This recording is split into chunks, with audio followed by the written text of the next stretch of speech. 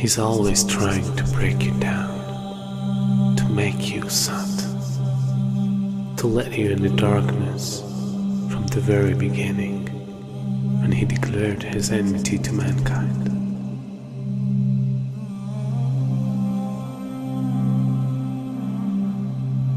And throughout the history, he caused evil and destruction between every nation.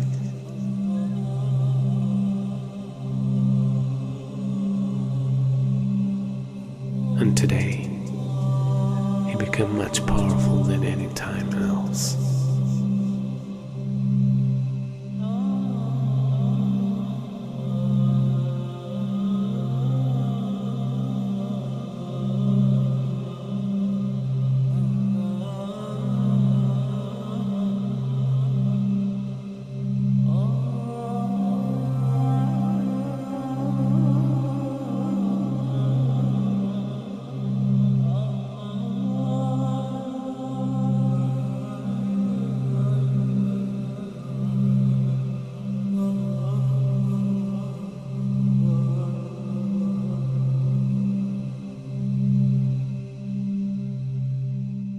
A new world order, a world where the rule of law, not the law of the jungle, governs the conduct of nations. When we are successful, and we will be, we have a real chance at this new world order, an order in which a credible United Nations can use its peacekeeping role to fulfill the promise and vision of the UN's founders.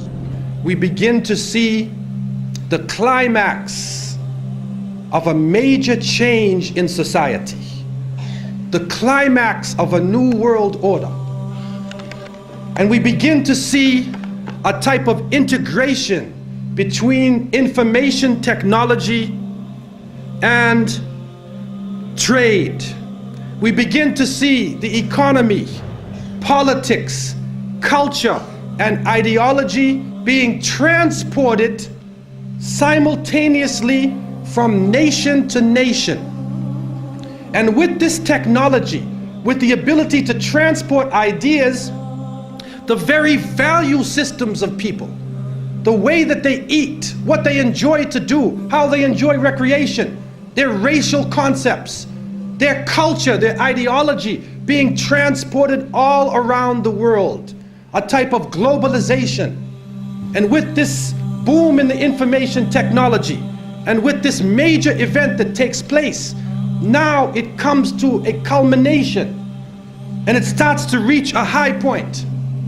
And so the innocent people, we look at this and we say, what is going on? What is happening to the world that had so many different varying views, different nations, different ways of approaching things that can complement each other? Now we see politics is stripped of real power, that the economy governs all social exchange. We see that the states serve the financial power structures, that the real power is no longer in the hands of the generals, but the real power now switching to the hands of the people who run the economy, to the banking systems. And then we see that politicians play the role of public relations officers, only to control the masses, either by lulling them to sleep or by terrorizing them. And then we see that the masses of the people become helplessly preoccupied. Their lives are now bombarded with a series of cultural events. And these cultural events start to become the most important things in their lives. The World Cup, the Major League Series, the rugby, the cricket, the hockey, the tennis. Whatever the sport may be, we see whole nations coming behind sports.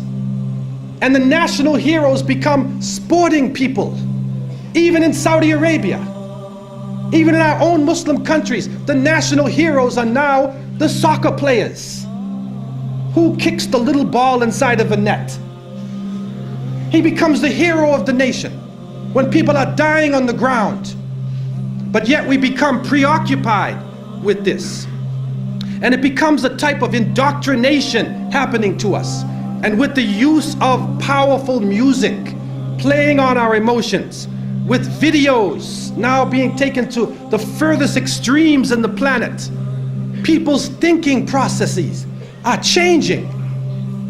People are now in love with the superheroes, even confused about their own identity, trying to change themselves, change the color of their hair, change their eyes, change the way they dress, change the way they talk on a global level. And then we see drug addiction reaching a point that humanity has never seen before. And after traveling to over 36 countries, looking at the Muslims and being with them, I have found that in all of the communities that the young people are being confused with drugs. It is pouring into our countries. No matter what form it takes, cocaine, LSD, psychedelic, depressants, put you up, put you down, confuse you, but create a false world and give you a false dependence so that you become dependent on the chemical. You forget about Allah. Your God becomes the pusher. Your God becomes the chemical. And so creating this dependency amongst the masses of the people.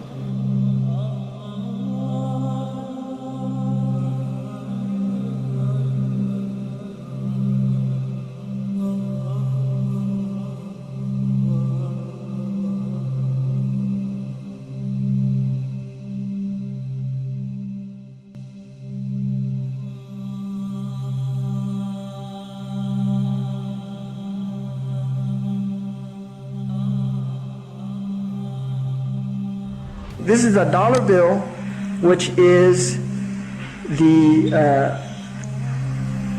now devalued dollar bill.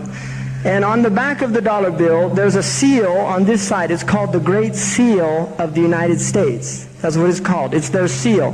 Now behind the seal, this is actually what is behind the Great Seal of the United States, is a pyramid with one eye. Now the one eye is the sun god Re, which is where we get the word ray, sun rays. It is the sun god, same Mithraic character, and he shows up again and again. This is the Masonic god of the ray. 13 5-pointed stars, and when you draw lines between them, you'll draw a 6-pointed star. If the hexagonal star is lifted out and placed over the image of the pyramid, its points indicate specific letters in the Latin inscription surrounding it, which are thought to be an anagram. Inside the American dictionary is the word anagram, which is the intentional scrambling of the letters of a word to conceal the real word. So if you re-scramble, you get Masons. This is how we know that the Masons originated the drawings for the Great Seal of the United States. This search for concealed meanings in the iconography is not confined to the imagery alone. It is claimed that the number 13, the most ominous number in Western tradition, is hidden throughout the symbols on the $1 bill. They point out the repetition of the symbolic number 13.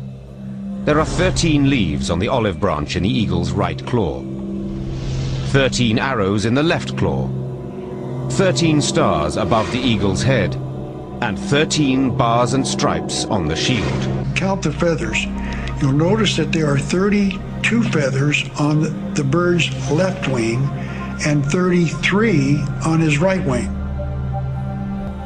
This is understood to refer to the 33 degrees of Masonry introduced by the Supreme Council of the Scottish Rite, America's most prominent Masonic order, whose national HQ is in Washington. If you look, you'll see the pyramid is built except for the top. It's built except for the top. The eye is suspended above the top. It hasn't come down yet.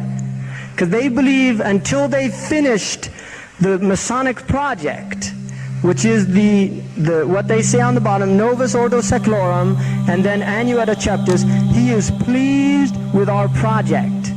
In other words, the God they believe in is pleased with our project. What is the project? This is the question. What is the project that this God is pleased with?